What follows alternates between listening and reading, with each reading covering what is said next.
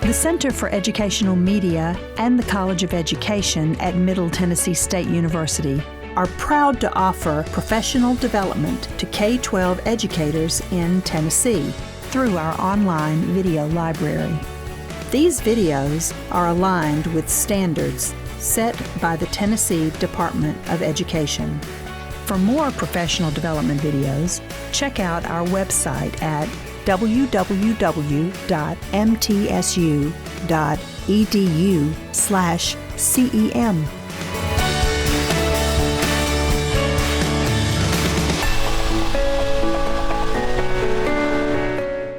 We began the day with the part one of Section 504, and we're going to finish that session right now. Dr. Ebinger, thank you so much. I'll leave it in your hands. Yes, thank you, thank you. Hopefully everybody hear me okay? Perfect. I'm going to stop for a second because you probably have thought of something. Does anybody have any questions before we keep trudging through?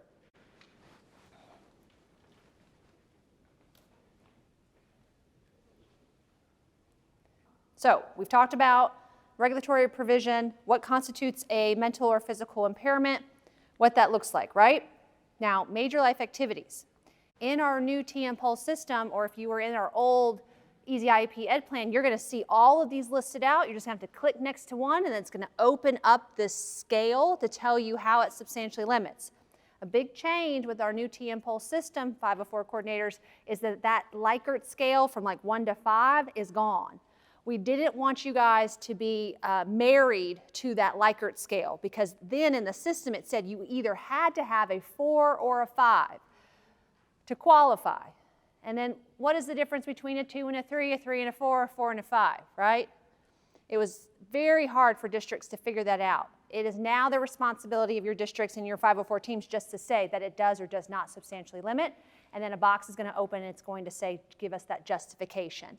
So, in thinking about some of our high-flying disability areas or mental or physical impairments, let's think of diabetes. What are some of our major life activities that could be impacted if a student has diabetes? Say it loud. Eating. Concentrating, communicating. Sleeping, perhaps. Caring for oneself. Could be a lot of these, right? So what evidence do we have that the student's diagnosis of diabetes is substantially limiting caring for oneself, communicating, right? Sleeping, eating. What do we have to substantiate that? Is it just based on parent report, or do we have any additional evidence through our student level interview, from the doctor's notes that we're looking at that shows that those areas are going to be impacted?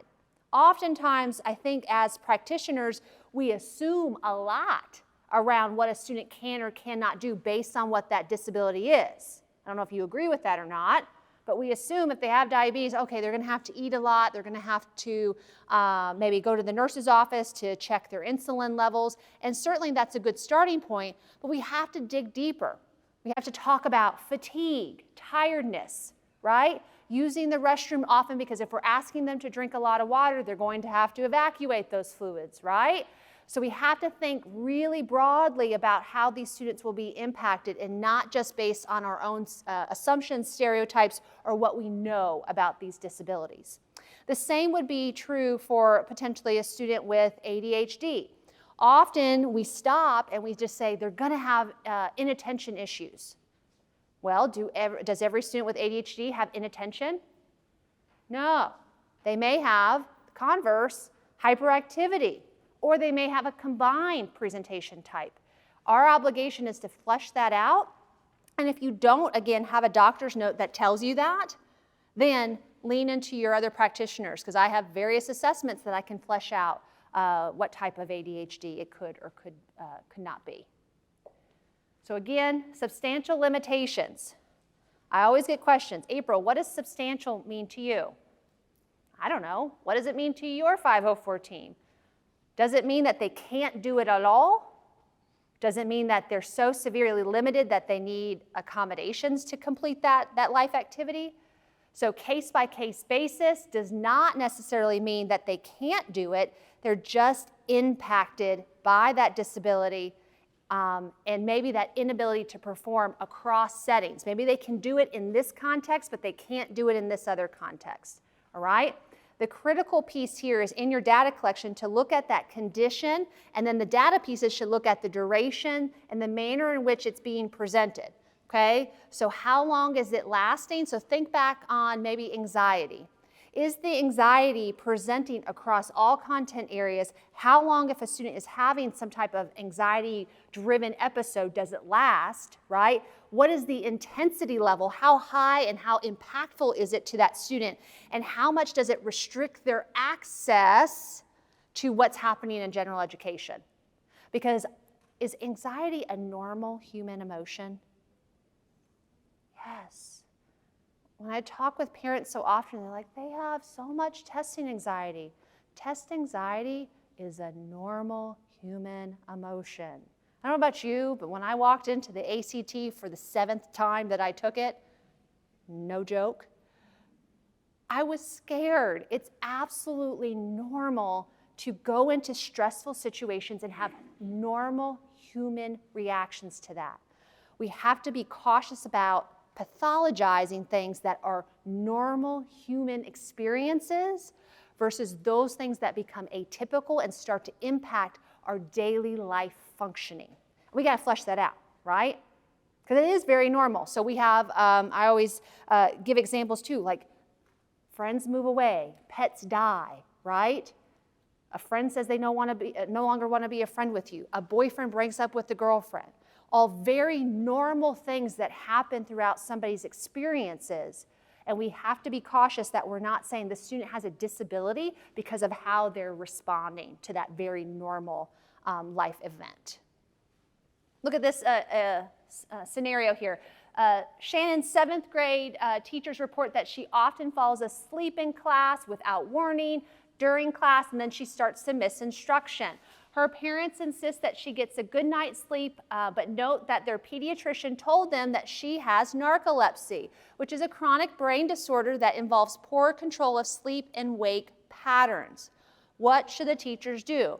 Often, before you start to think of answers and responses, often we will give multiple choice options for this, and I remove those because they're so far-fetched usually, but one of the options that we started to give teachers is, you're gonna go to the parent and you're gonna say, well, what time do they go to bed? What time do they get up? Do they have a TV in their room? Do they have a cell phone? Do they have an iPad? All these questions, right? And we really need to be cautious about assuming that parents are not being good parents and really take what they're saying at face value. And we know, based on what the teachers are reporting, she's falling asleep without warning in class. Is that serious? Yes, we need to take that seriously, even if we need to talk about some parenting schedules, routines at home. That's separate to what we're talking about here. So what should you guys do? They come to you, the teachers say this, they come to you as the 504 coordinator. What do you do? Anybody want to share?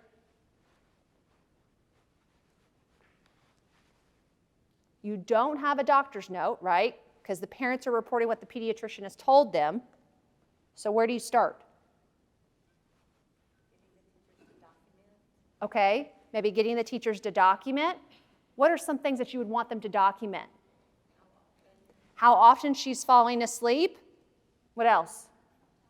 Time of day. Is it happening right after lunch, right? Is it right early in the morning when she's getting off the bus and she's been on the bus for 45 minutes, right? Or is it happening right after recess when most people are probably not going to fall asleep easily after running on a playground for 15 minutes? That's important information to know. What else would you want to collect? Maybe a release of information from this parent to be able to talk to this pediatrician. Most pediatricians are not going to say, I think your child may have narcolepsy, and then just leave it at that, right? So they're going to probably either refer out to a neurologist, something, do some sleep study. They're going to do something to keep going. And so we want to dig into that, get a release of information, be able to talk to the providers to see if you can get a better understanding of what's going on. What else would you collect? Talk to the student and see what's going on in there. Talk to the student, because if you do suspect that the student is staying up all night on social media, right, and they're falling asleep throughout the day because they're not getting a good night's sleep, then you can talk to the student, right? What is your bedtime routine? What does that look like? If they're younger, they're going to be very much more forthcoming than if they're a teenager, and they're not going to tell you that they're surfing the interwebs and Instagram. Insta, apparently, is what it's called, right? And so talking to the student, absolutely doing observations, getting input based on the teachers. What else would you need to know? So that would answer potentially our first question. Do they have a disability? We see them falling asleep. We have this documentation potentially from the pediatrician. We've talked to the student. We know that the student's saying, I can't control it. I just wake up and I didn't even know that I was sleeping, right? We have all this information to answer question number one. Question number two was, what are the educational needs? What else would you want to collect? Some academic. We're saying that she's missing instruction. How is that starting to impact her now? Is she waking up? Does she have memory of what happened before? Does she not? Right? What does that look like? And what is she missing? Is she missing assignments? Is she missing tests? Any of those pieces. How is it impacting her? What else was the last question was, how does it substantially limit? What are some major life activities that you think narcolepsy would impact? Sleep? Absolutely. Concentration. I know you can't see the list. Thinking. Learning. Working. Absolutely. Somebody with narcolepsy is going to have a real hard time if you're like, hey, we're going to have you do this, work-based learning environment, go out to a job, if they're falling asleep all the time. So it can impact a variety of areas, and so we want to dig into that and to collect the information that we need. Who would be a really important team member to potentially have here? Nurse. Probably the school nurse, right? Because we all know narcolepsy, if you don't know, really can happen in any environment. They could be walking down the stairs and fall asleep. They could be behind the wheel of a car and fall asleep. So we want to make sure that the school nurse is there, and or school psych, somebody else who can really speak to the medical side of this diagnosis. And it's okay if that's not you. You're still part of the team, but it's okay if that's not you that's speaking to the signs and symptoms, characteristics of these disabilities, okay? Let's go back here real quick. For a student with narcolepsy, let's say you went through your evaluation, the team said yes, they have a major life activity that's substantially impacted, you're qualified, you're going to recommend a service plan. Give me an idea of maybe something you would recommend for accommodation and or service. Say it again. Taking breaks, absolutely. Copies of notes if they fall asleep during instruction, maybe having another student take notes or have the teacher provide a copy of her presentation, her notes, absolutely, I think that's a great one.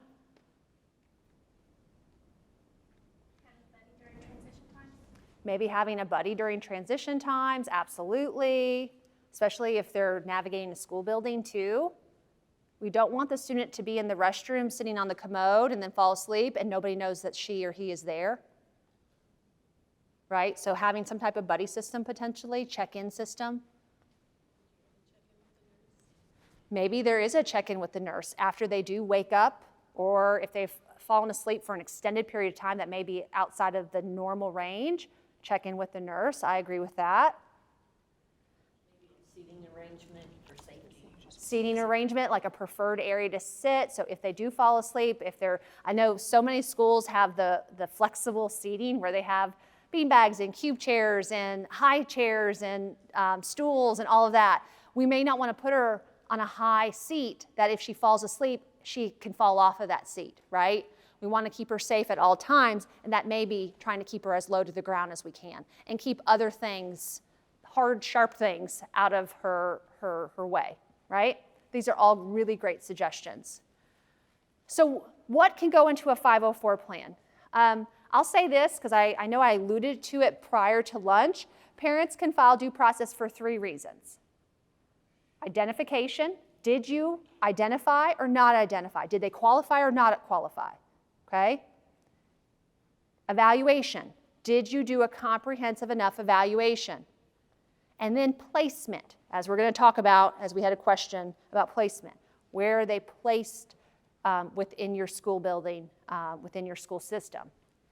You didn't hear me say anything about accommodations or services, okay?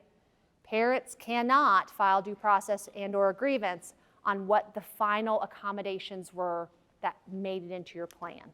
They can disagree as the day is long, but there's no legal opportunity for them to disagree. They can disagree with identification, evaluation, or placement. So, your evaluation, again, has to be comprehensive enough that if they say, I disagree with your evaluation because you said they don't need extended time or read aloud, you have the justification to say that, yes, here's what I found, here's why we're not recommending that. You'll notice that we have just, these are just a list of examples, accommodations, modifications, and related services. I would say a big misunderstanding with 504 is that related services can be written into a 504 plan. Speech language, OT, PT, a one-on-one aid, if they need special transportation, all can be written into a 504 plan. Please don't write that into a 504 plan until you consult with your special education department, okay? There are different funding mechanisms that we need to be aware of, and how people are funded may prevent them from serving a student, not evaluating a student, okay? So to give this example and take that one step further, if you have a speech language pathologist in your building and you need her to evaluate a student for a speech impairment that may not rise to the level of needing and requiring specially designed instruction, which happens all the time, because how does potentially this low-level speech impairment, they can't say their ahs, how does that impact them in the general education classroom? Where is the adverse impact? Often, there is none, other than maybe socially stigmatizing, which I could probably argue is an adverse impact. However, some others don't believe that. They could be served under a 504 plan to help perfect and correct those R's, okay? But if that SLP evaluates, which she's allowed to do regardless of how she's funded, she's allowed to evaluate, but if she's funded by federal dollars, can she provide services to my kid? Can she do the therapy? No. Has to be somebody who is not funded federally. And this is not a huge issue for you guys to know, because the majority of our faculty and staff in our districts are not funded federally. Okay? But it's something important for your special ed director, your special ed leadership to know, and for you to be aware of as you're going through this process.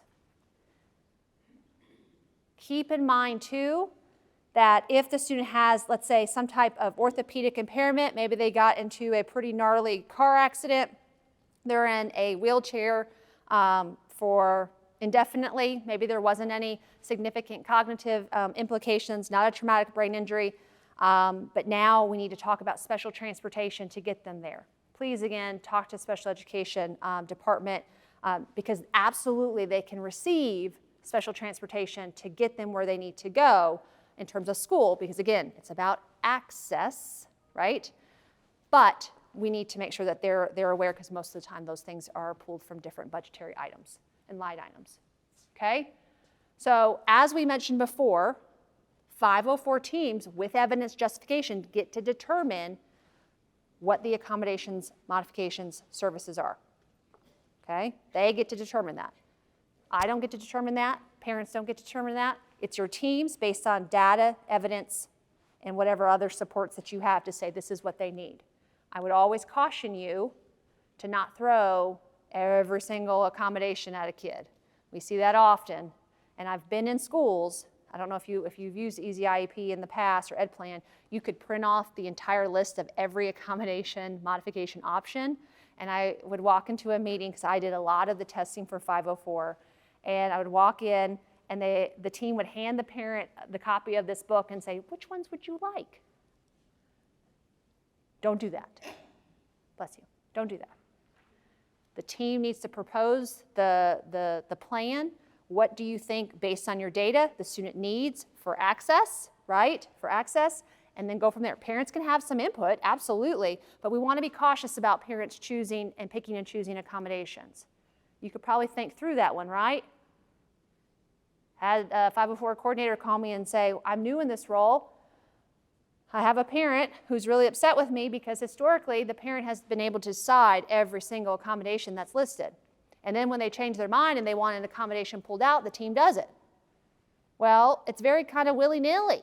Parent just decides what's happening, what's not happening. And they're like, the plan is working as is, but the parent wants to now remove something. But I'm telling the parent, no, she can't make that determination.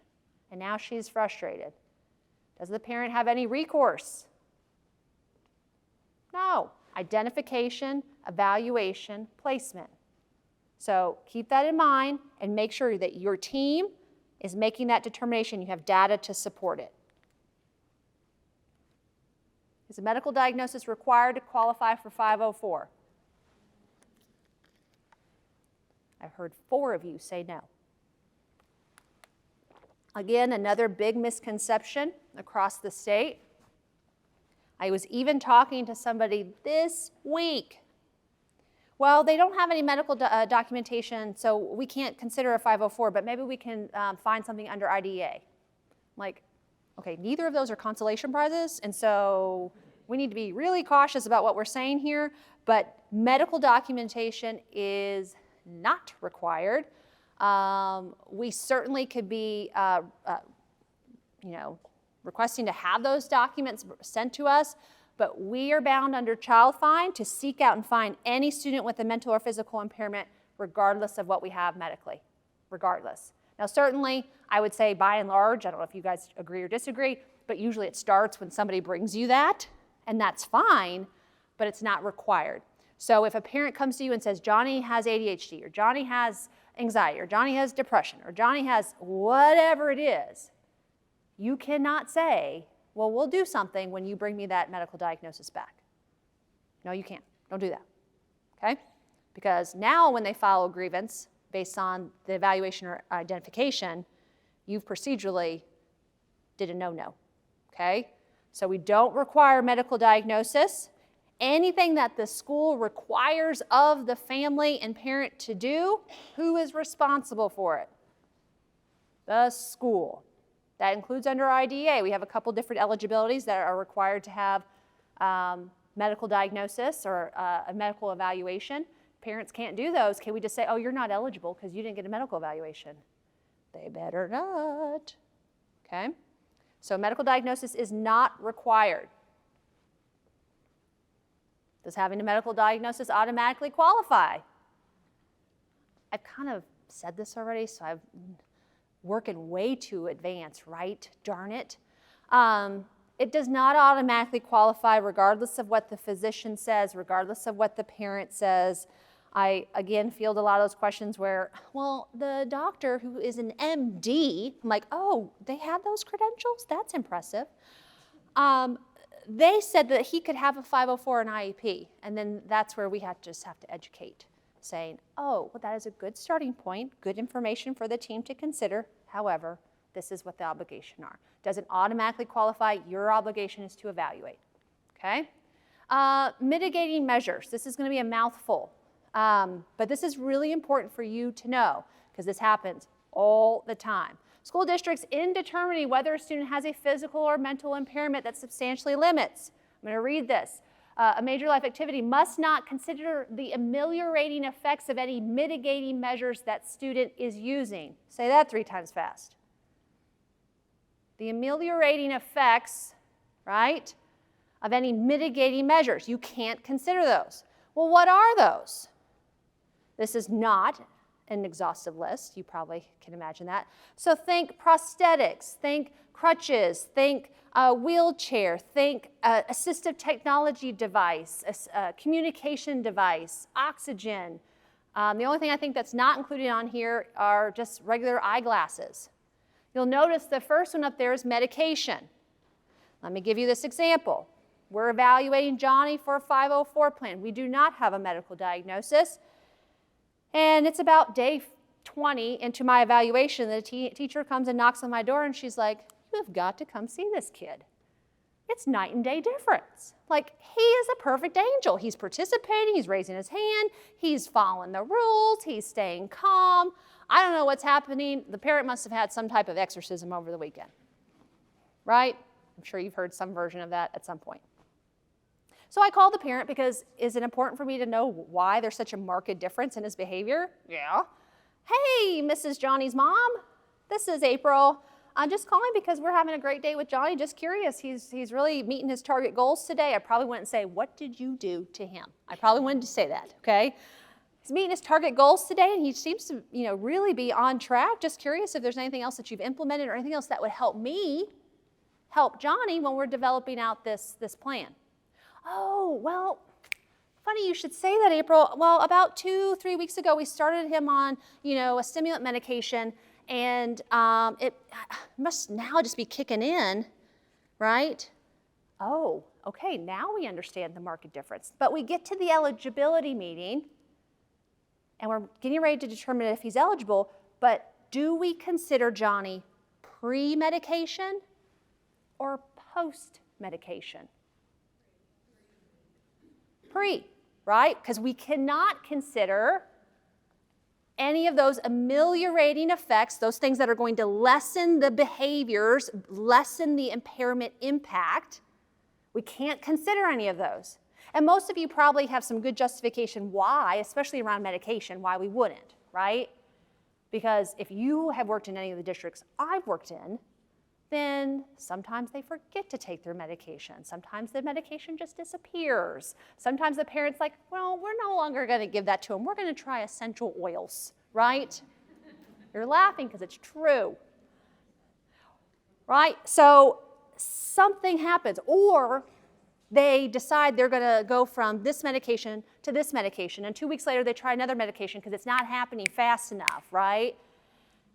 So we can't consider the effects of that. Even if Johnny is a perfect angel moving forward, we still may need to have a 504 plan for him. Because if he doesn't take the meds or they turn up missing, we need to make sure that he's still protected. There is an option within our 504 system on TM Pulse. Many of you have probably seen it if you've worked through there, and if you haven't, it's something called technically eligible. It is a true legal term that they are technically eligible and they're protected under 504, but guess what? They don't really need a plan. There's nothing that they require currently, so there is a button, and I can't tell you exactly where it is on our new system at the moment, but it says technically eligible. Click that button, and that means that they're still protected under all the provisions of 504, but there's no accommodations, there's no services listed, okay? So mitigating measures. This happens, and also it happens in IDEA land too. So should we consider they're on whatever meds, or should we do this? Mitigating measures, don't consider those. This goes back to, somebody mentioned before this morning, broken arm. Transitory impairments. Individual is not regarded as an individual with a disability if the impairment is transitory and minor in nature. So that could be a broken arm, right? Typically we say that duration is going to last 6 months or less. This came up to be a big deal during COVID, because students were out of school for extended periods of time. Either they were being quarantined or they had COVID themselves, and so they were in and out of school. And a lot of parents are saying they should be protected under a 504 plan. Well, technically, it is transitory impairment. The duration is less than 6 months. And really, no, they should not have the provisions under a 504 plan. Let me give you some exceptions to that very loving rule. Going back to the example earlier, coming and approaching your TCAP season and a kid, falls off his bike and breaks his arm and he can't write. He needs a 504 plan to get those accommodations, doesn't he? Do it because it's what's best for the kid. And even if it's temporary, And as soon as the TCAP's over, you're like, okay, we're going to meet again, and we don't need to have this plan. We're going to do what's best for that child in that moment. Because a lot of these accommodations, many of you know, they have to have a 504 or an IEP, or even sometimes in this now, an ILP to access those. So please do what's best. Now, going back to my example about COVID, you're in quarantine, you're out of quarantine. I don't think COVID's a thing anymore. I think that's what somebody told me. I don't think it's a thing anything. Maybe it is. I don't know.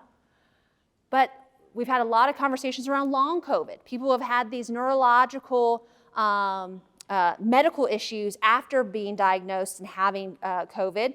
That could be covered under 504, right? Case-by-case basis, take that information of what's being provided to you and determine in that moment if a 504 plan is necessary. At the end of the day, do what's best for the kid, not what's best for adults. If I'm ever brave enough to get a tattoo, that's what I'm going to say. Do what's best for kids, not what's best for adults, and typically those things are not aligned. Some other considerations.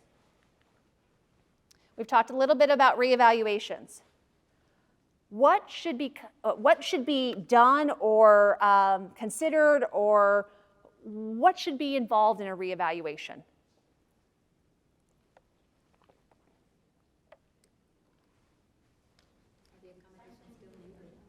Yeah, we have this list of accommodations.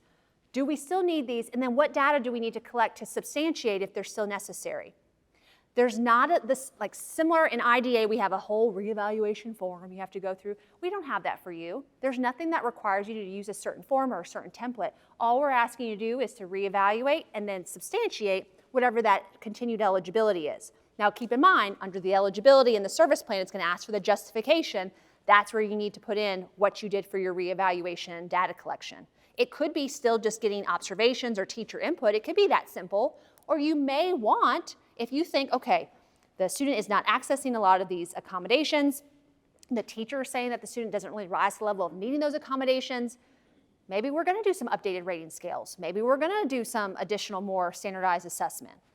Whatever your team decides is necessary, do that, okay? But there's nothing that's saying it has to be in a certain format or a certain form, okay? But bare minimum, every 3 years before a significant change in placement. Health-related services.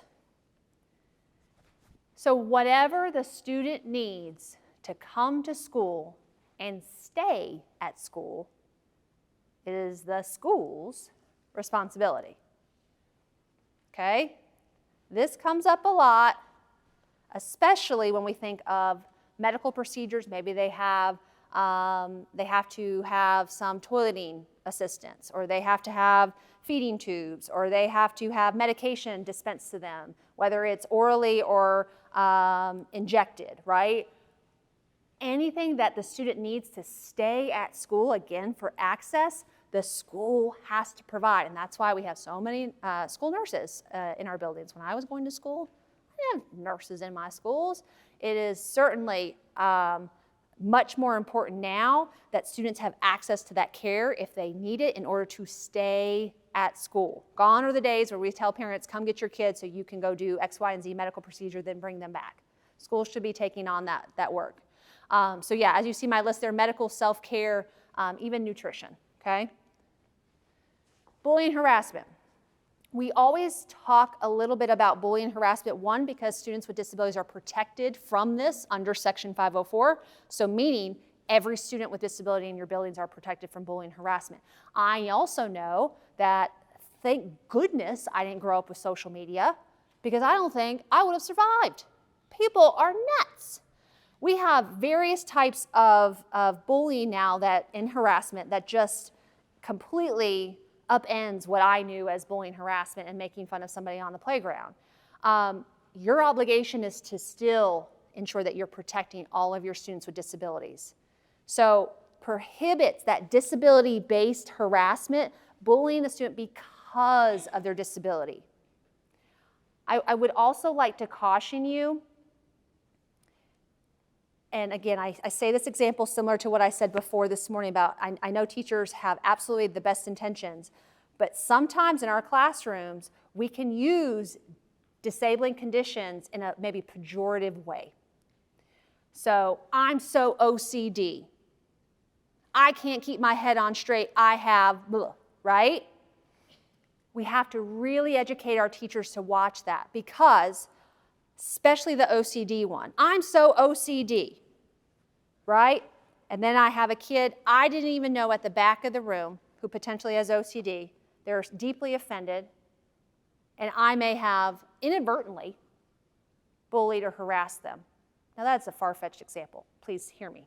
But we just need to be cautious, especially with our teachers, that they absolutely can have disabling conditions themselves, but what we don't want to do is make light of, make fun of those conditions in a way that could be offensive to students in our classroom.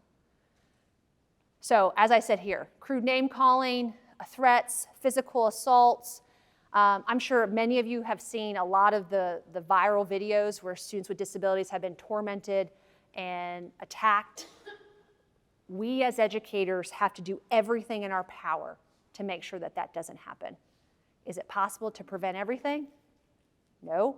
But again, if we know something, we see something, we say something, we do something. You guys are the school counselors, the 504 coordinators in your building. The responsibility doesn't necessarily fall on your shoulders unless you guys are the ones who are investigating issues of bullying and harassment, and usually that's not you. Usually that's your school principals, right?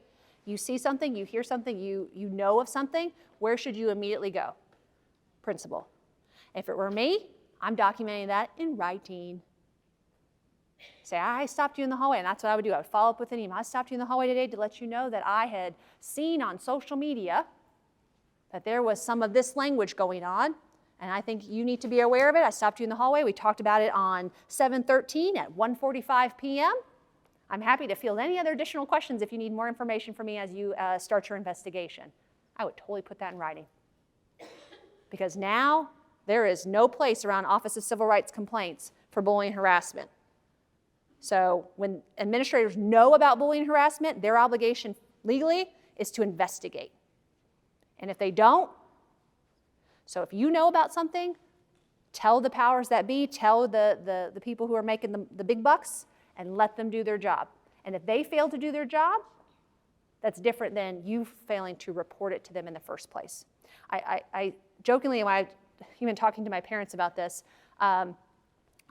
when I was growing up, I remember my brother got in a tiff with a neighbor, and the conversation came around to be like, oh, boys will be boys, girls will be girls. No longer is that an acceptable answer.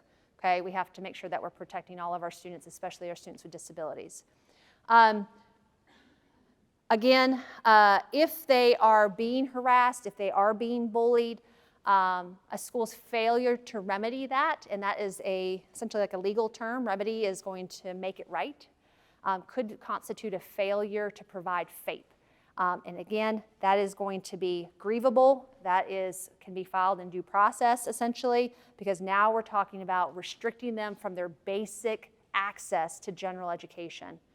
And that's a problem, okay? So please, please, please, please, you may even want to do a session with your teachers at the beginning of the year around bullying and harassment. I know that in especially middle schools and high schools, oh, it's just our culture. This is just what happens. No, it's not. We got to protect kids, okay? We get asked a lot about special diets. If food is provided to all students, it must be provided to students with disabilities if they have special dietary needs on the same basis, again, that the food is provided to non-disabled peers. This does not apply, and if I offend you, I'm sorry, but if a parent comes in and they're on a paleo, vegan, gluten-free diet and they can't inhale peanuts, right? I say that pejoratively and a little negatively. We have got to be reasonable about this. And so if I provide food for everyone, okay, we do need to have some options there to make sure that all of our students are fed well, but we're under no obligation to provide, almond milk. I'm trying to think of the ones that we've heard of recently. Almond milk. What was the other one that was just recent that I was thinking of as an example, and I'm blanking on it. It was, I think, it wasn't paleo. What's that other diet? I think it was like a keto. Is that where you just eat the meat, or is that paleo? I don't know. A certain type of diet, it needs to be aligned to that disabling condition, right? So if there is like a gastrointestinal issue and they do need to have, no meat, or if they need to have X, Y, and Z, you do need to have options, which most cafeterias have those options already for that purpose. If you are providing snacks, then they must meet the dietary restrictions of all of those students. This is a little complicated when we're having Christmas parties, birthday parties, and moms want to bring in cupcakes and things and sweets and all these other things that may not be maybe gluten-free. What I would recommend is everybody just bring their own snacks in and we'll celebrate with your own little snacks, okay? But if you as a school are providing those, it needs to be in relation to whatever dietary restrictions the kids are conveying. You are allowed and required to permit students to eat snacks. Again, this is one of the big things where teachers say, you're not eating my class, I'm not getting ants again, right? That was my best attempt at a country accent. Not getting ants again, and if that student, for whatever that disabling condition is, requires to have a snack or a drink or something, it needs to be in that 504 plan. We're not required to provide the snack.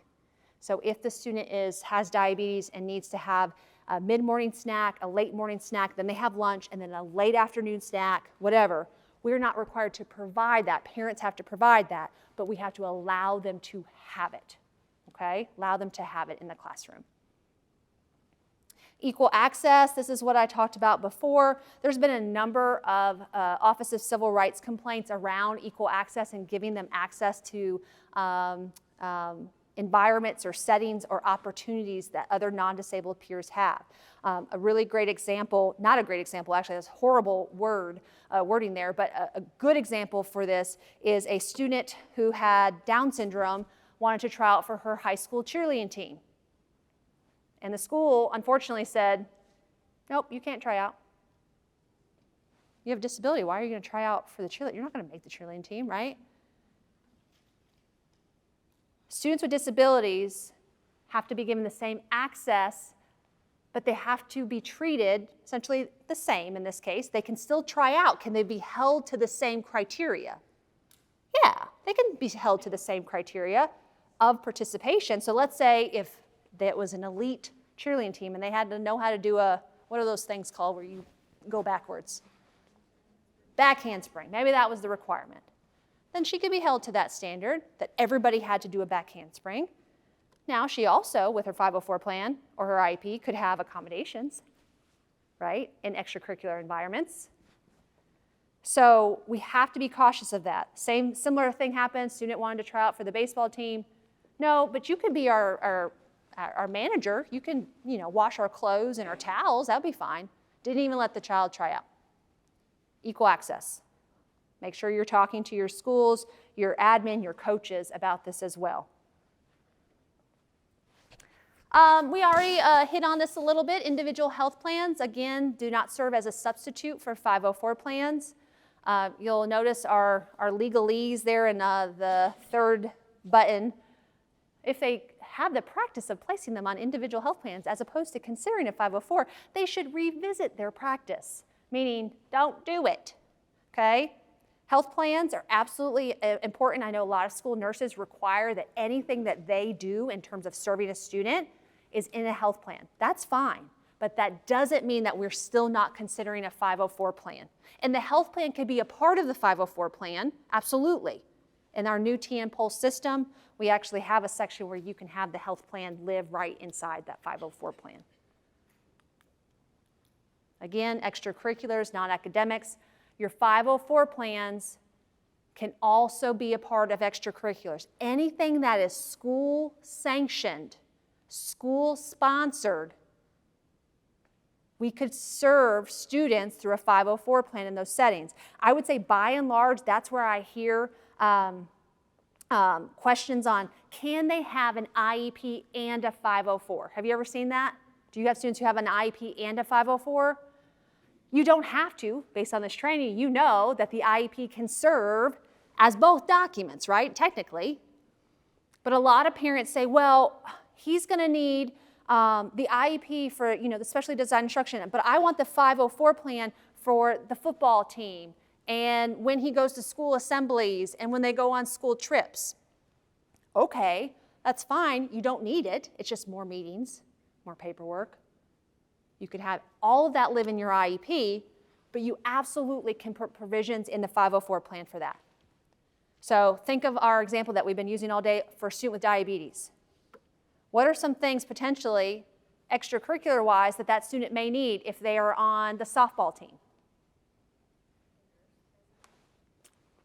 Absolutely. Or you're going on field trips. We probably need to have a nurse present, right? And if it doesn't rise to the level of a nurse, maybe we can train a teacher or a parapro to be able to administer insulin, check insulin, whatever that needs. If a nurse is not necessary, but the team needs to make that determination. What else could be important there for extracurriculars? Bringing snacks, making sure the student has their snacks before you leave the bus, and those are packed. They may get fatigued, so if you're doing something outside, giving them opportunities for breaks, and that they won't be penalized if they're on the softball team and they're doing 17 laps around the field because they missed the ball. You could tell I played softball, but not very well, right? And I'm running laps because I made a mistake, and she's like, I need a break.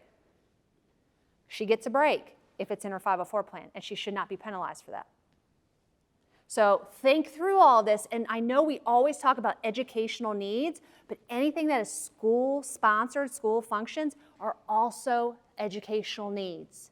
This is giving them access to same-age typical peers, okay? Again, same process for students with IEP as well. Attendance. This has come up a lot recently, and I don't know why. Our attendance manual at the state, if you've never seen the attendance manual, again, you can email me and say, hey, April, send me a copy of that attendance manual. Students can be put on an abbreviated shortened day schedule pursuant to the 504 team saying that it's necessary.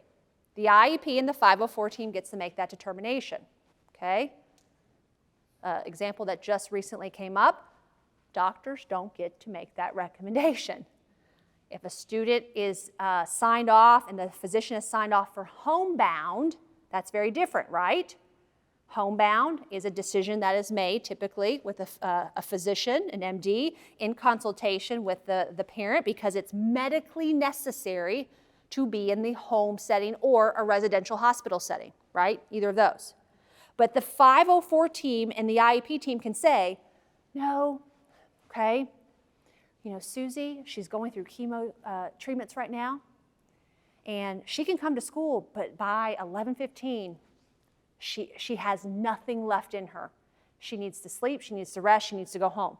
So if we can maximize and condense all of her schoolwork down from 7:30 to about 11, that's ideal. The 504 team can make that determination that she's going to be on an abbreviated day as long as she's still provided that free and appropriate public education. We're not going to say, well, you don't have to go and get science. You don't have to get social studies. We're just going to do reading and math because we all know that's the most important thing. But we're going to make sure she gets all of her academics in the time that it's condensed down to and then have a plan for her to come back, okay? So again, I think I mentioned all this, but you guys can absolutely determine that. Parents don't get to determine that. 504 teams get to determine that. So I know a lot of things right now, especially I know you guys have been talking a lot about anxiety.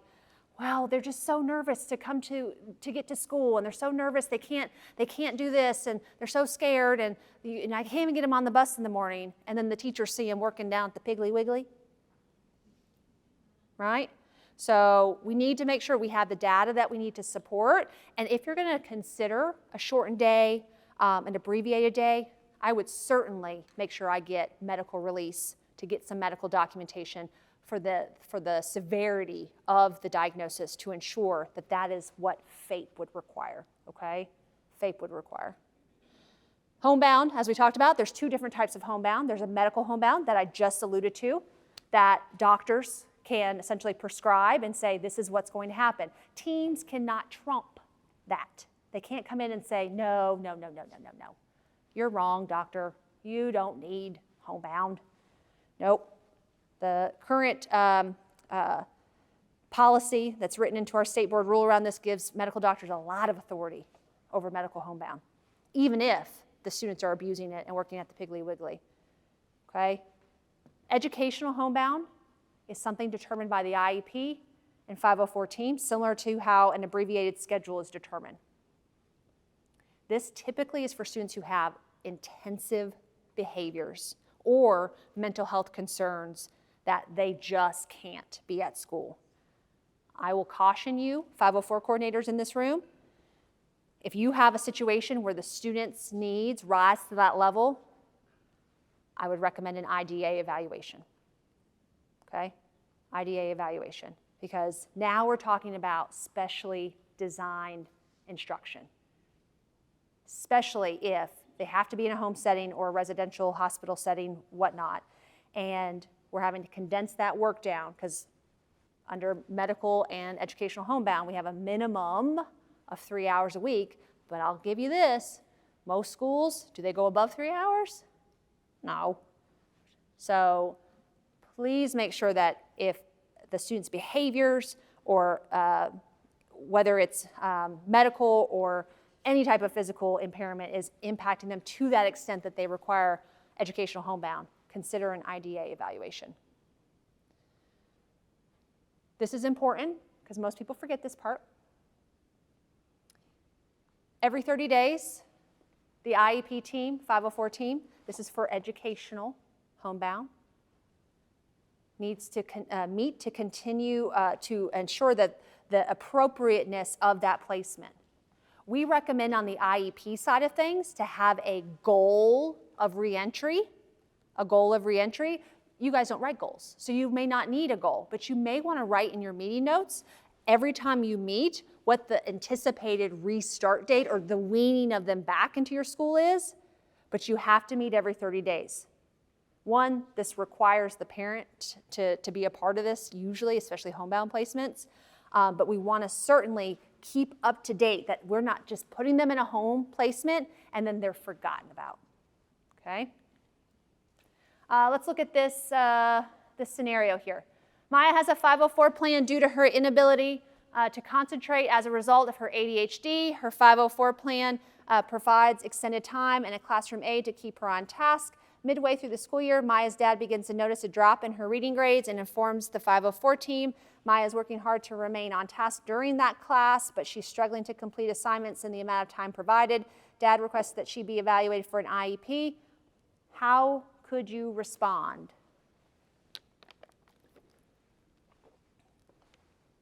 Would you just hold a 504 meeting to determine if we needed to update the 504? Would we say, oh, let's go ahead and evaluate you for an IEP? Would you make them start all over and go through the student support team process? What would you do?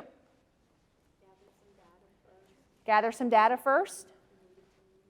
Absolutely, gather some data first. I think that's always a good first step. What I would always caution you about, and these scenarios are essentially straight out of real life experiences that have happened where parents are not happy, is we don't want to have any redundancy of processes. So she has a 504, and then you're going to say, okay, well, you're going to have to start over and go all the way through the student support team process again, and then we'll determine if we're going to evaluate for IDA. Now we're talking about delaying services or supports for a student. We want to be cautious about that. So if there's concerns, and the teacher maybe shares those concerns as well, then determine, do we just want to do a reevaluation to collect some more data to update her plan, or do we want to go ahead and make that IDA referral? Students can stay on the 504 plan, as long as you want them to, really, as they're being evaluated. So we can continue to serve them under that 504 as they're being evaluated under IDA, okay?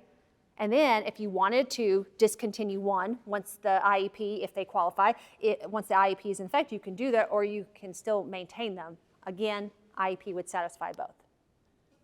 Yes, but watch out for the redundancy of that and the delaying of services and supports because of processes. The Tennessee Department of Ed learned that the hard way this past year when there was a due process filed against us because of our RTI processes. Many of you probably know a lot about that. being in your schools. But essentially, the resolution agreement said that we would remove the number of weeks of intervention, number of data points, cutoff scores, 10th percentile, 20th percentile, 25th percentile, when we're making determinations on who can be in the tiers and who can be evaluated for SLD. I would take that knowledge and apply that to every other area. We want to be really cautious about arbitrary rules, processes, procedures that don't live in state board rule, state board policy, or statute. Okay? Procedural rights. I know we talked a little bit about procedural safeguards, but this is, again, what parents need to sign off on at various meetings. If it were me, I would have them sign off on every meeting, but it's certainly your choice as to when they receive procedural safeguards and what that looks like. So a big difference between 504 and IDA is we talk a lot about notice under 504. Some people assume notice. I heard a really big groan. I don't know if that was somebody like, I agree with you, April, or if you guys are just over me, which is fine too. Notice. Notice is a couple different things. In IDA world, notice is what we call our prior written notice. That is where we detail what we've proposed or refused to do with the student, and then what evidence we had to justify that proposal or refusal. Notice for you is truly, I'm giving the parent some level of notice as to what we're doing with that child. It doesn't have to be in a prior written notice. A lot of you guys use meeting notes. Absolutely. Use your meeting notes. Document what you're discussing, what you're doing in your meeting. Some people also interpret this to be your meeting invitations. It can be your meeting invitations, but parents are not required team members. So for me, in this case, notice is, what did you propose, refuse in the meeting? The 504 committee proposed that Johnny would be eligible as a student under 504 due to his disabling condition of ADHD. We proposed this because the evidence, including rating scales, teacher input, parent input, and observations substantiate a limiting impact to reading and thinking. Okay? Now there's notice. All right? It does not have to be a dissertation. You just need to walk that through and to know what the team decided in that meeting and how that decision was made. Often, a big procedural problem is that I can look through a 504 file and the student's eligible. The referral said ADHD, and then we get to disabling condition, and then it says anxiety. And I'm like, that doesn't align. So make sure that your meeting notes are really accurately reflecting what the decisions, the outcome of those meetings and what decisions were made. Records review. Can parents review records? Yes. Educational records. They absolutely can review any educational records. A big misstep with a certain district this past year was around a restraint and isolation report. Parents wanted to see the restraint and isolation report, and the district said, no, that's just for us. Filed an administrative complaint, and they lost. Because anything that's considered an educational record can be reviewed by parents. Does that include psychological protocols? If I give an IQ test, can parents get a copy of that and look at it? Copies are different. They can review it, yes. So you have a timeline of when you need to respond to that. Make sure that you're looping in your district level admin if you do get a request to look at a variety of documents, right? Due process hearing, essentially parents, for those three reasons, identification, evaluation, or placement, can file due process against the LEA. There is also a grievance process where they may just file a grievance, and it's a very more informal process than a true due process hearing. Okay? But your district, and if you've never seen these, go back to your district on Monday or whenever you start, probably not on Monday, and say, what are our policies and procedures around due process hearings and grievances? Because you should have somebody in your district who is investigating those. You should have a process laid out of who they contact, what form they fill out, and who is part of that. And if you don't know it, you need to know it, okay? because that's also a big issue if an Office of Civil Rights complaint is filed that you don't even know the process for due process and grievances. So how will parents know the process for due process and grievances? Oh, look at me getting ahead of myself again. You are not just recommended. All of you will have grievance procedures in your district. You are required under federal law to have those as somebody who, as an LEA who accepts federal funds. So please make sure you get a copy of that if you already don't have it. I really, really recommend that you do. And so, of course, there's a certain timeline. Most of you, do you guys have District 504 coordinators, like district people that are 504 coordinators? Most of them are going to be your grievance investigator, okay? Because they'll come out and look at things and investigate to see if you followed processes and procedures, and then they'll make a determination, and then parents can appeal that. Again, due process hearing is similar. You'll see identification, evaluation, educational placement. And let's stop here and talk about placement, because I remove my slide about placement. Students can be served in general education settings or special education settings. So let's talk about that. Again, we're talking about access. So let's say a student under a 504 plan has a really significant behavioral disorder, and for some reason it doesn't rise to the level of needing especially design instruction through IDA for whatever reason. But the student, in order to maintain access in your school building, may require a behavioral classroom. Do you guys have those? Students who are served with behavioral issues? The team can make that determination that that is the student's least restrictive environment in order to provide a free and appropriate public education. So, in that case, the team can say that that setting is that student's LRE and what is their free and appropriate public education in that setting. Would I also recommend making a recommendation for an IDA evaluation if they already haven't done it? Yes. But you guys can provide that continuum of alternative placements for our students wherever they need. Now, where you're going to get into a bit of a stretch is if you say, due to their disabling condition, they need to be pulled out for reading resource. Now we're talking about specially designed instruction, okay? But if we're talking about access to general education curriculum, and the behavior one is probably my only example that I can ever think of, because I don't know of any other classrooms that would function in this way, where they still have access to their general education curriculum, but they're working on mitigating, lessening some of those behavioral issues that the students have, okay? Talk to special education directors if your team is considering any of those recommendations, if you have those in your school buildings. We're gonna spend the rest of the time on discipline. Don't you guys love discipline? I'm gonna stop right here for a second. Questions before we get into discipline. Oh, I see some hands pop up.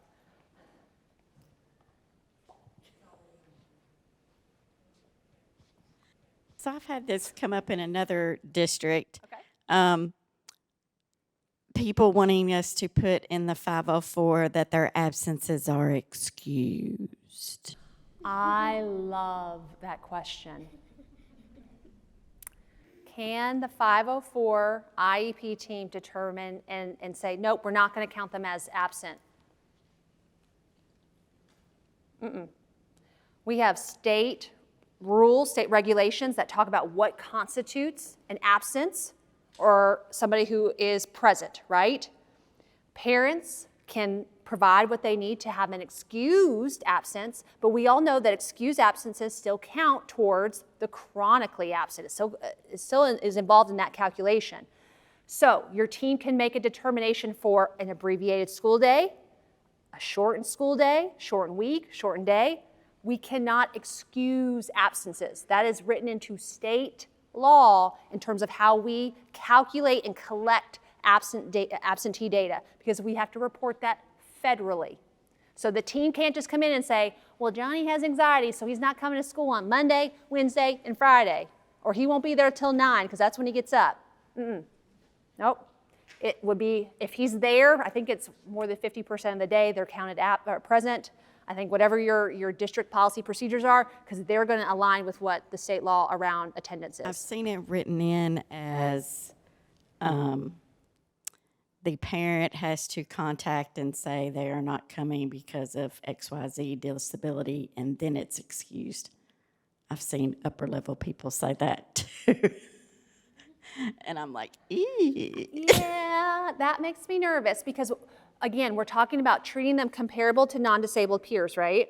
And so if a non-disabled parent called and say, well, they're not coming in this morning because they are having gastrointestinal something, right? If they miss that, whatever that percent, I'm pretty sure it's 50% of their day that could be counted present. If they miss that, we would count them absent, right? And we wouldn't just take the parent's word for it. So we would have to have the same level of medical documentation, whatever we're requiring. I think it's usually a nurse practitioner or something that you guys require to provide medical documentation to excuse that. But I would be cautious about that. Certainly in some of these scenarios, my bucket blanket answer that I know everybody loves when I reply in an email, consult your local board attorney. Because how we interpret it, I don't think it needs to be written into the 504 plan, because that's not what we don't give the provision in any of our statute for a 504 team to make that determination. We also don't do the same for IEPs. You will never see an IEP that says, oh, they don't have to come. You can make the determination to say they're going to come late these days, right? Or if they come late, they have the ability to make up this work and they have extra time to make that up, but we don't excuse absences in a 504 meeting. Okay? Excellent question. I saw some hands. Yes. Is it on? Okay. Can you speak to, like, testing shows there's an educational impact, but then stakeholders want to use attendance to delay or deny services. So what would be the best practice for that if you're getting a lot of pushback and you can't get a kid services because they want to use the attendance piece as... Are you talking about 504 side of things or IEP side of things or both? Both. Yes, that has, so on the IEP side of things, we have a federal law, essentially, that tells us we have to rule out a lack of instruction. And I love my colleagues because I feel like this is a hill that we are choosing to die on, is that if they have missed 60% of the school year, how do we rule out a lack of instruction? I actually wrote a guidance document right after COVID because people were coming back saying we can't evaluate kids because they haven't been in school for over a year. So how do we know that they truly were sitting behind a screen, and how do we rule out lack of instruction? So certainly can share that with you, but I think on a case-by-case basis, we should not assume that just because they're not in school, they're not learning, as the same way that we should not assume that just because they're in school, they are, okay? And so I think that you're gonna have to collect a lot of information from that student, especially medical information, to substantiate why are they out of school. And if it is a mental or physical impairment that's preventing them from coming, I would always be cautious to say that they're not eligible, because that's why they can't access school, is the mental or physical impairment. And what do we need to do in the plan to get them there in order to access? But if it's just because, and this happens, I'm sure this is similar, mama didn't want to get up that morning and bring the child to school, and this is happening over and over and over again. It's a very different conversation than if truly the mental or physical impairment is the barrier for why they're not able to access school. It's certainly hard to flesh out, but this is where you have to lean into, again, your really strong interview with parents, teachers, and the student. I had a case, and it was actually under IEP, not 504, but had some severe phobias of leaving their home and severe separation anxiety from their mother. Father had tragically passed away. Makes a lot more sense in that context, but we couldn't even get the kid outside the door of their home.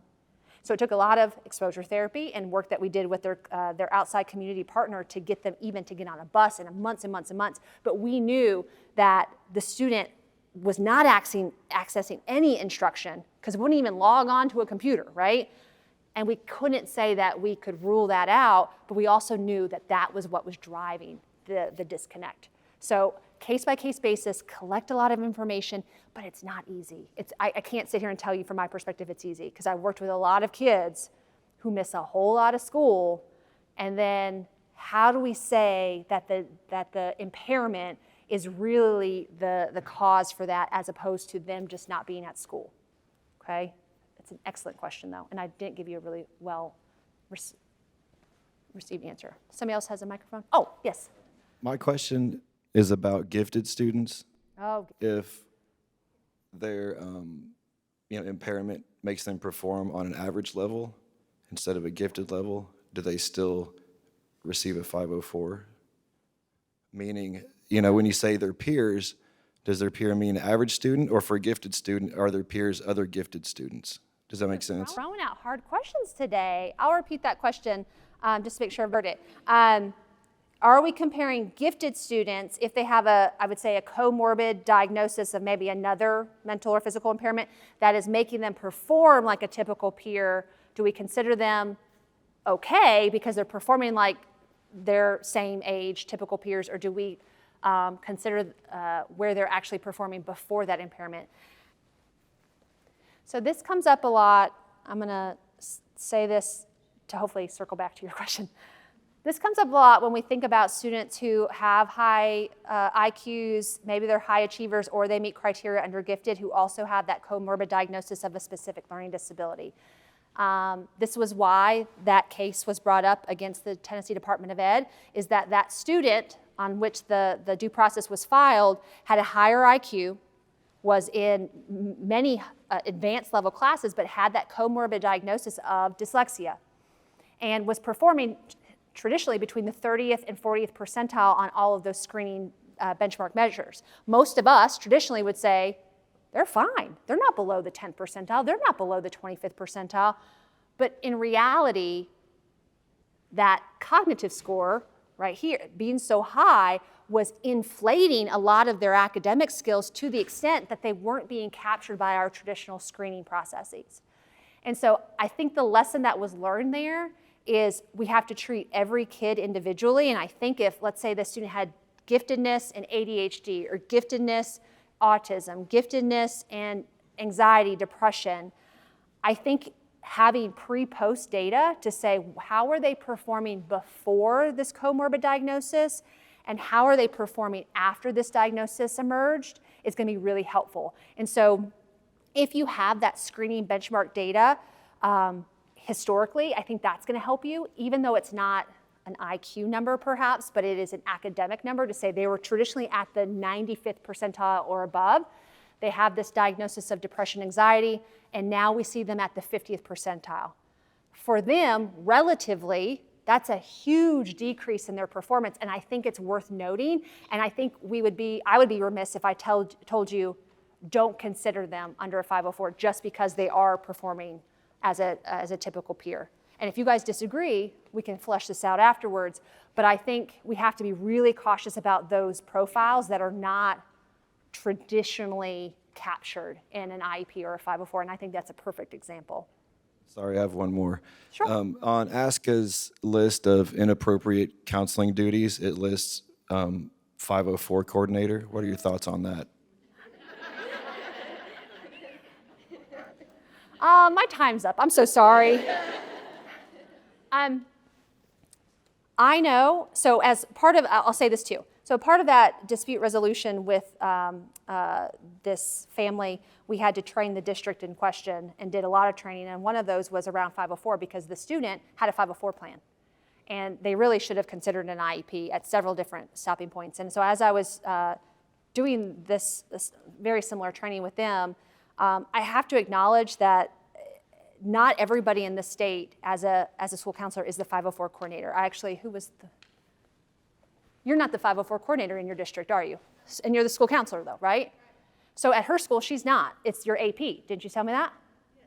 So school districts get to decide what your roles and responsibilities are. And I think historically, you guys have inherited this work.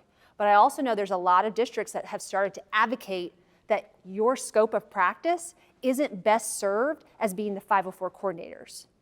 And so I know with Dr. Loudermill coming on, I know with potentially hiring our grant-funded school counseling coordinator position, the intent is to continue to build out the roles and responsibilities of what you guys are trained to do versus what you guys just inherit and get thrown at you. Because there's a big difference. And if I, as a district administrator, know that my biggest bang for my buck with you guys is to be working with students, I'm not going to have you be the 504 coordinator, but I'm not in charge of your district. So I think it's advocacy at your district level to say, this is my scope of practice, here's where I'm going to improve student outcomes significantly, and here's how I know I'm going to improve student outcomes, and here's what could happen with 504 that would be outside of me.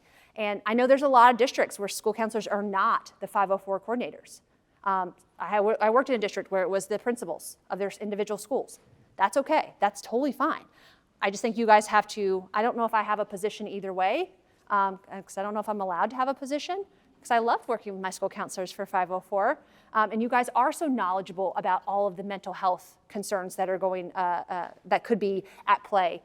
But I think you guys just have to do your own level of advocacy and really educate people on what you do and versus what they just want you to do because it's easier for them.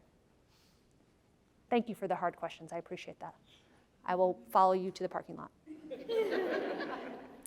What other questions before we get into discipline? Discipline's going to take a while too, because a lot of people don't realize that discipline also impacts students with 504 plans. So I want to give us some time for that, but I don't want to, certainly, please ask me anything else, unless we're ready to go. Where's my clicker? Okay. Discipline. So we know that students under 504 are protected from being removed from their placement if they have, or the team has determined that the behavior, the punitive, whatever the incident was directly caused or had a direct substantial relationship to the student's disability, right? How many of you have led a manifestation determination meeting? Holy moly, not many of you, okay? I also know that many of you don't raise your hands because you didn't know that you're supposed to do one. That's okay. So we're going to talk about that. Before any student has a change of placement, we've talked a little bit about change of placement because that would require reevaluation. You must hold, and it calls it an evaluation, the same thing that we would call it under an IDA. You're going to come together with your 504 MDR team, and you're going to collect all the evidence. What happened at that incident? What was the behavior in question? What was the school policy code violation, whatever that was? What was the student's disabling condition? Did it have a direct substantial relationship to the behavior? And was it the LEA's failure to implement the 504 plan that caused the student to behave this way? Okay? So here is who must serve on your MDR team. Notice, again, parents are not listed. You have people knowledgeable about the student. That could be teachers, coaches, anybody, school psych, school social worker. The meaning of the evaluation data. If I administered some rating scales, if I did some subtests for working memory, if I did, maybe a comprehensive multi-dimensional anxiety, I'm probably the one who needs to speak to the evaluation data. But if I didn't do any of those things, and maybe the school nurse did some stuff, or the school social work did some things, invite the people who need to be there. And then again, placement options. And we talk about placement options. Who is that person? Who is knowledgeable and has the ability to determine a placement? Principal. So we have people knowledgeable about the student, meaning of evaluation data. Usually that's 504 coordinator, because you guys collect the most data. And then placement options. Principal.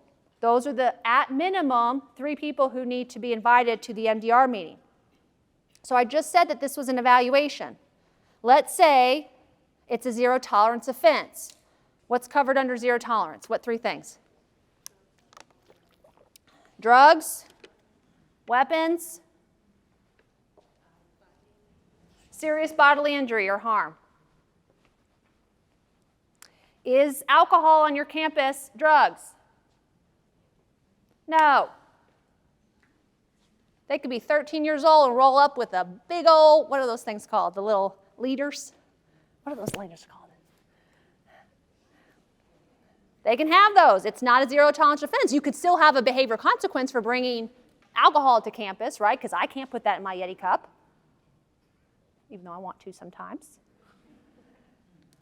So you can still have a behavioral consequence. It's not a zero tolerance offense. You may want to look up what constitutes serious bodily injury and weapons. If a student, this was a good student, brought a gun to school, looked like a gun, but it was not a real gun. But for all intents and purposes, it looked like a gun. Is that considered a zero tolerance offense? No. The weapon must be able to cause, or essentially have the ability to cause, serious bodily injury or death. Some weapons that you may think of weapons, like a switchblade, I think there's a length of it. I think it's more than 3 inches. So a switchblade that's less than 3 inches is not a weapon. What? I know I'm terrifying you right now, right? Look up the definitions of those. I think I have them noted on one of the screens. I'll show it to you. It might be the 34 CFR 14R, but I will make sure that you guys get those. It's important to know. Serious bodily injury. There was a court case where they tried to say that this was a zero tolerance offense. The student had attacked the teacher, and the teacher had to go to the hospital and then came back to work the next day. No, not serious bodily injury because he came back to work the next day. Okay? So when we're talking about serious bodily injury, part of the definition talks about disfigurement, bleeding, likely to cause death. I mean, it's pretty significant.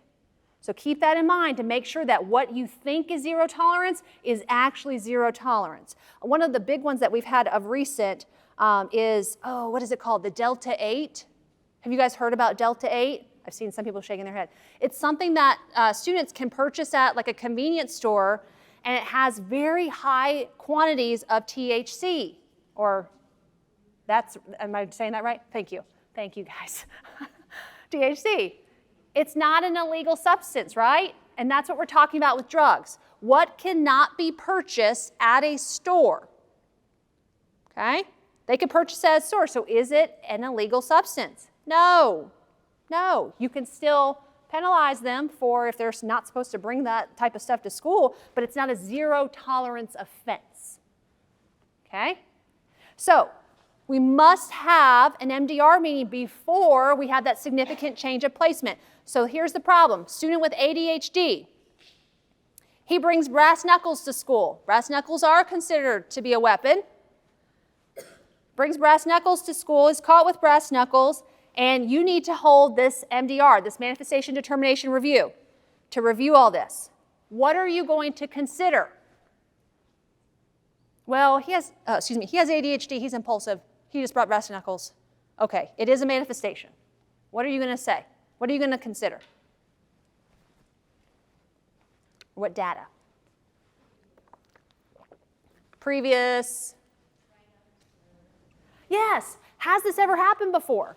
Right? Has the student had a history of bringing things to school he wasn't supposed to bring to school? Because that would show me some level of impulsivity, absolutely. Or was this a one-off offense? Which could also be a level of impulsivity. Or if we knew what the environment, the context of it, maybe there was some rumblings on social media that there was going to be a fight after school and he was trying to prepare himself. Is that impulsive? No. I'll give you this really fun example, not for 504 plan, under an IEP. I had a student with ADHD served under other health impairment. And I was brought in because of the nature of the offense, but the student was caught selling his psychotropic drugs to students at school. And meaning he was selling a Schedule II drug. Stimulant medications are Schedule II drugs. So if I was caught on the street corner out there selling that, it's essentially the same as selling heroin on the street. Never mind, we give these to kids. So selling his Schedule II drugs, and the parent argued in this manifestation determination meeting, this was impulsive. He did not know what he was doing, and so you cannot penalize him, because if it is determined to be a manifestation of the student's disability, caused by the disability, can we suspend, expel them? We have 10 days. We have 10 free days. We call them 10 fate-free days. So up until that 10th day, and then they have to come back if we say it is a manifestation. So the parent did not want this kid at home, so she was arguing, and she did a good job of arguing. And then, because I had done such a good job of my investigation in this process, I started to show her all the data I collected. One of those pieces of data was all the students, I will call them clients, of this child. They started to tell me some things. I'm like, that's interesting. So every other Tuesday, that's your day. Yep, that's my day, every other Tuesday. It's like, okay. How is he keeping track of this? So I go to his Chromebook, which is a school-issued Chromebook. So what does that mean I get to do? Look at it. This kid, okay, had an Excel spreadsheet. The first tab was all the numbers that he was going to collect in terms of how many pills he got every month, how he was going to divvy those out, the costs. There was like a differential cost analysis he charged some people an incredible amount and then some a lower amount. Then the second tab on that spreadsheet were projections of how much he was anticipated to make month after month. So he had a 3-month, 6 months, 9-month, 12-month projection sheet. I was like, this kid is an entrepreneur. Is that impulsive? No. But if I didn't take the time to collect that information, I probably could have been persuaded in that meeting to say, oh gosh, yes, he just brought his stimulant medication. He was selling it to all of his friends. Yes, you're right. But we were able to really, not convince perhaps, because I don't think we really needed to, but to say this was not impulsive behavior. This was certainly something that was premeditated, and the student certainly understood the consequences of that. Again, does the behavior have a direct or substantial relationship to the student's disability? I'll give you another example. Have a student with autism. Every time, and part of his plan, every time there's going to be any over-the-head announcements, any fire drills, anything, the student is prepped and they know, they have their headphones, their noise-canceling headphones on, and they are already in the office. Usually they're the ones who get to pull the button, okay? On this day, there was actually a fire in the school. One of the HVAC systems has caught on fire. There was smoke streaming out of one of the HVAC systems down one of the hallways. And so they did what anybody does. They pull the fire alarm, let's get the heck out of Dodge, right? Well, they didn't prep poor Johnny. Johnny picks up a chair and literally chucks it and hits somebody in the head, another student. So we hold an MDR because in this case, the principal was considering it serious bodily injury. Child had a concussion, was out of school for many days. The child's parents, as you could probably well imagine, were really upset. So we had this MDR meeting. What data do you think we looked at to make that determination if it was or was not a manifestation? Previous reactions before the prepping was done. Yes, previous reactions before we knew we had to prep him, give him time, give him a schedule, give him noise-canceling earphones. What has happened before? And he had similar types of reactions, right? And then we knew we were not able to mitigate this and prep the student because it was an emergency. And so, as a team, we said this was a manifestation of the student's disability. Again, guys, you have 10 FAPE-free days, meaning that that student could be suspended, expelled, 10 days, on the 11th day, he's coming back to his placement. Is that always easy for parents, teachers to hear? No. But you need to make sure that if it is a manifestation, you have 10 FAPE-free days, on that 11th day, they're coming back. If it is not a manifestation, go back to my kiddo with ADHD who was Mr. Entrepreneur who needs to be a business major in college. We determined it was not a manifestation of his ADHD. What were we able to do? Punish him as we would any other typical student. In this case, because it was a zero tolerance offense, he was expelled for the remainder of the school year and remanded to the alternative school. Okay? Keaton is a 5th grader. He has a disability and a Section 504 plan. During the semester, Keaton received 2 5-day suspensions for fighting at school. His behavior has improved during the second 9 weeks. He's been doing very well. And then an incident occurs and he gets suspended for 12 school days. What is the school's responsibility regarding Keaton and his 504 plan? Have a manifestation determination meeting. How soon do you have to have the MDR meeting? He's already had 10 days. You have no days. How much notice should you be providing parents for an MDR meeting? They're not required team members, but should we Invite them?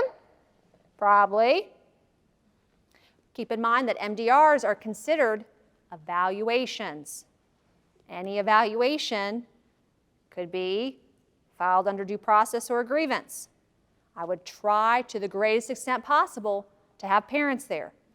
State board rule requires minimum of 24 hours notice to parents before you hold an MDR. So if Johnny at 2:39 p.m. on a Thursday gets caught with drugs or whatnot, then I can hold my MDR tomorrow at 2:40. Okay, 24 hours notice in the new TM Pulse system. There will be a way for you to send an invitation home, and it'll actually say to review an MDR. And you just click that and send it home. Or actually, now anything in the TM Pulse system, you can send through the Parent Connect portal. So anything that requires a signature can be done electronically now. Yes, yes, very excited about that. 24 hours notice. So we have to hold the meeting pretty quickly, okay, pretty quickly to make this determination. And then what are we going to collect?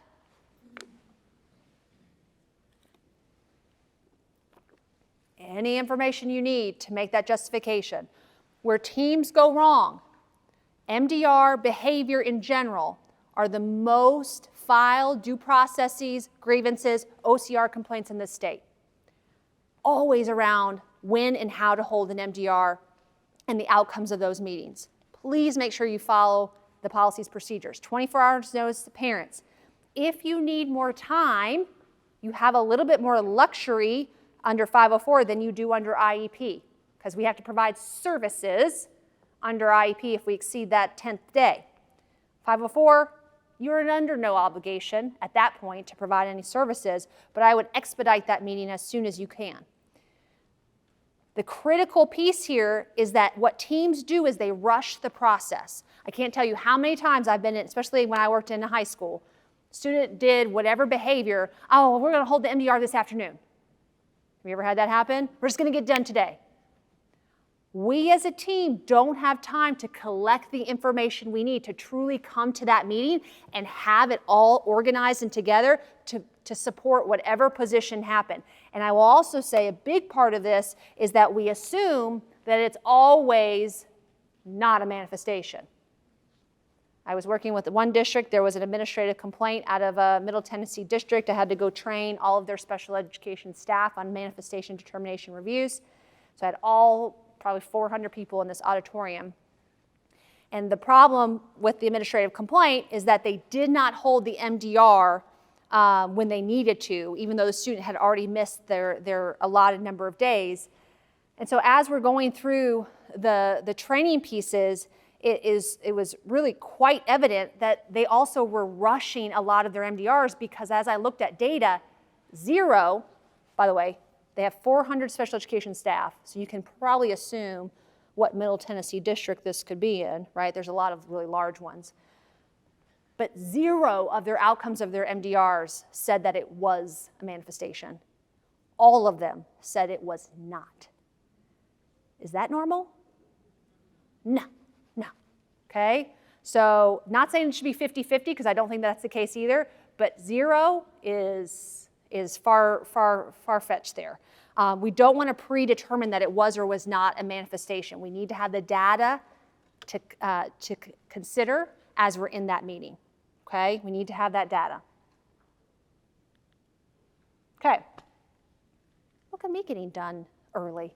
Contact information. This is also Chandrea Hersey. As I mentioned, she is our Assistant General Counsel for Civil Rights. I love Chandrea because she was a previous teacher.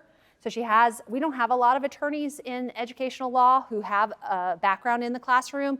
So I love her perspective. We have several different attorneys that work with us at the department that were previous teachers.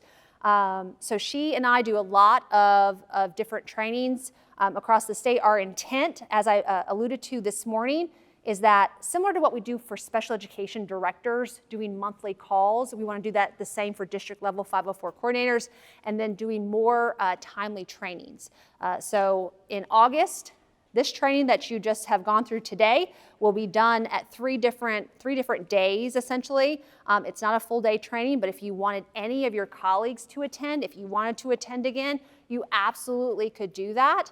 Just email me and I will shoot you the invitations for those. They're broken up into West, Middle, and East, but we don't care which one you come to. Just come to one that fits your schedule, okay? We're also working on finalizing the TN Pulse videos. Those have been approved. So if you have not seen TN Pulse, but you want to look at the videos of what TN Pulse looks like, please email me and all 115 of you, and I will send you the links of, it will essentially just walk you through the system on what to click, what to do, where to do it.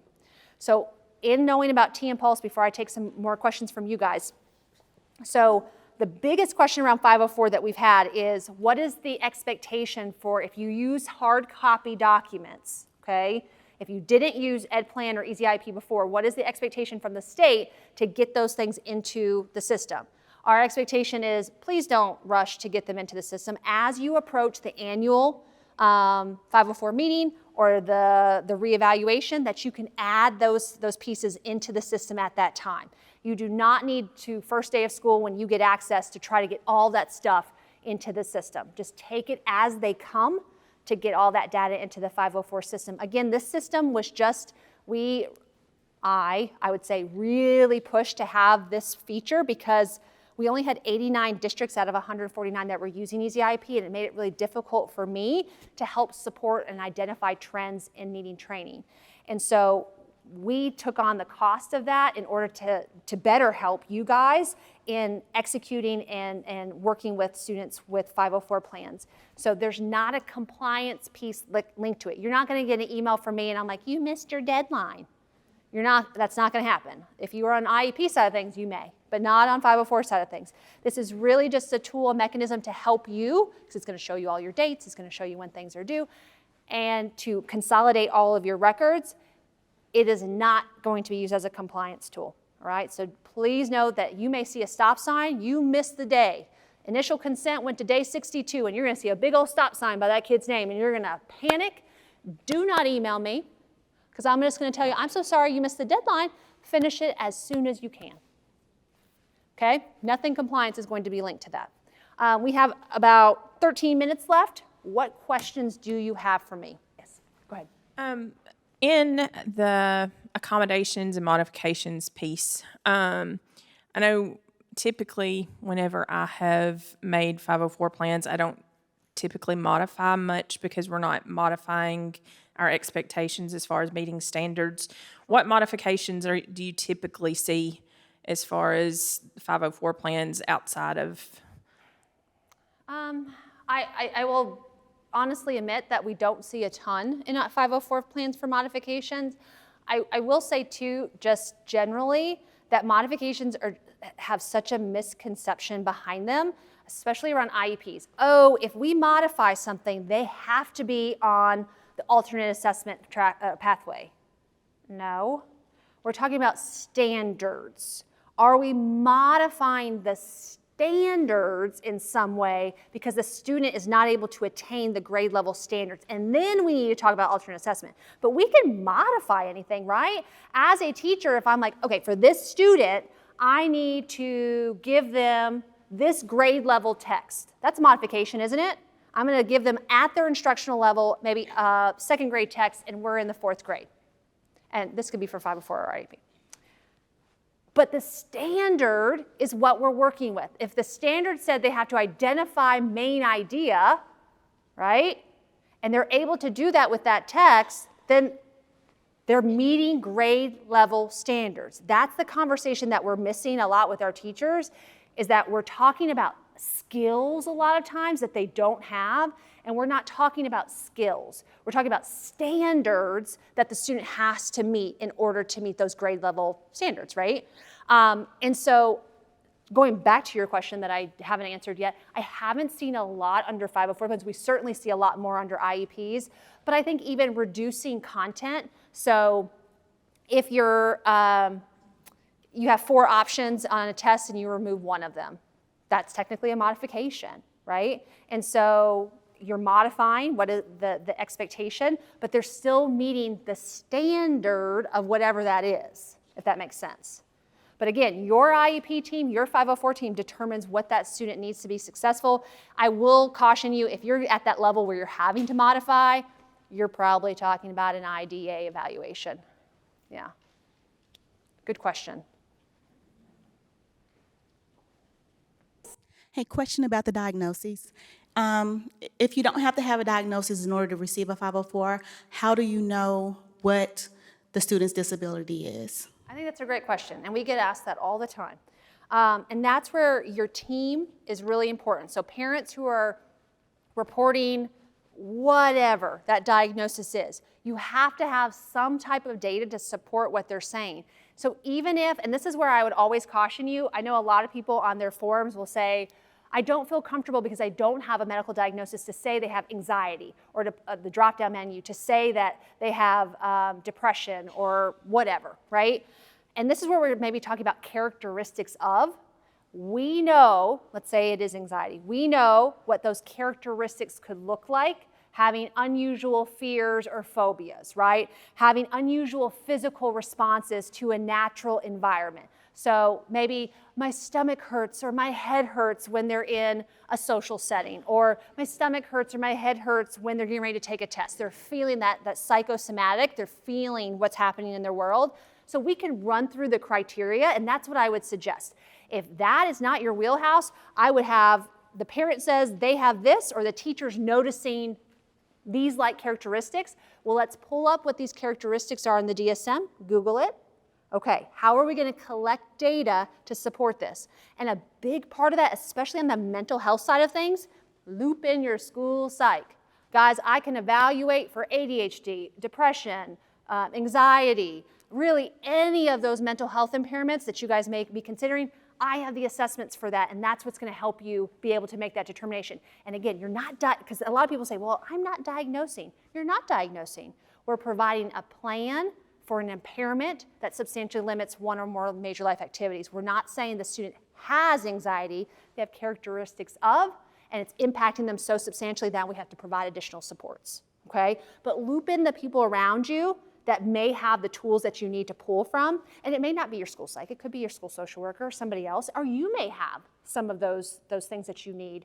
But if you don't have that diagnosis, what do you need to collect? The medical ones are usually the hardest ones, and loop in your school nurse. She is going to be able to help you and tell you, here's what we should see, and then when you're observing, do you see those things, right? Okay, that's an excellent question. Folks, again, please don't hesitate. I know I said I would rebuke you if you email me. Don't. That's why we're here. That's why Carrie and I have jobs, is we are here and paid to support you out in the field. So please don't ever hesitate to reach out. I just want to thank you for taking time out of your summer schedules to be here. I know a lot of people don't do that, and I appreciate that you have done so, and I wish you the best of luck approaching your new school year, and whatever Dr. Loudermilk and I can do to support you in your roles as school counselors, please let us know, and we'll be happy to support you in those ways. So thank you so much. Enjoy the rest of your day. Thank you, Dr. Ebinger.